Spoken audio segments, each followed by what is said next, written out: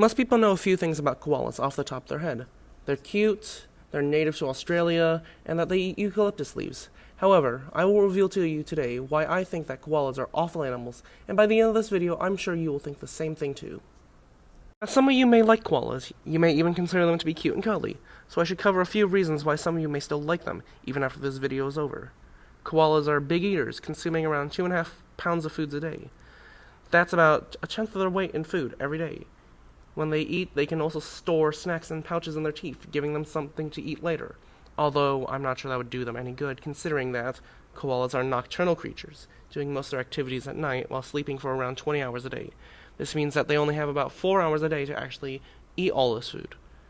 Now, these are some cool facts about koalas. However, the most important trait that makes people love koalas is their looks. I mean, look at these koalas. If I didn't know more about them, even I would consider them to be cute. Now, despite how cute koalas appear to be, they're actually just vile animals with no love in their heart. First off, they're really picky eaters, with their diet solely focusing on eating eucalyptus leaves. A study found out that 5 eucalyptus species were identified as primary food tree species for koalas, making up 93% of the total fragments counted.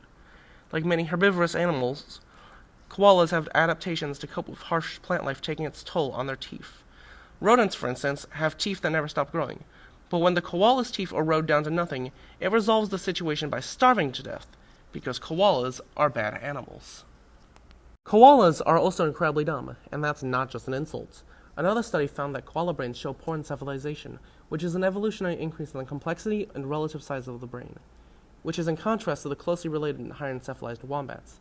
It is estimated that the brain of koalas occupies only about 60% of the cranial cavity. A ratio of approximately 75% is normal for most humans and other animals.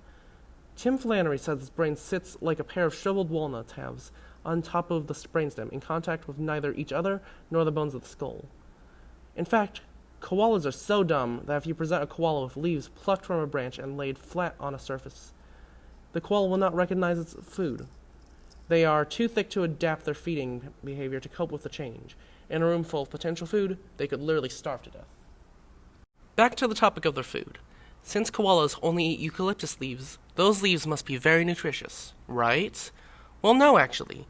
Eucalyptus leaves have almost no nutritional value and are actually poisonous.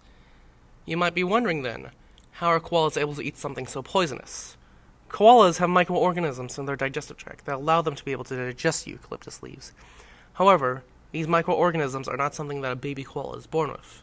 In order to develop them in a koala, a mother koala feeds their babies a soft, liquidy substance known as pap, or better known as poop. So koalas eat their mother's poop. Big deal. Lots of other animals eat their own poop. So why is that any different for koalas? Well, koalas also have a high infection rate of chlamydia, and by eating this poop, the disease is commonly transferred from the mother to the child. Koalas are riddled with chlamydia. In some areas, the infection rate is 80% or higher. In addition to just spreading the STD through feeding infants pap, koalas will transmit it the standard way by raping other koalas. Yes, in fact, koalas rape other koalas.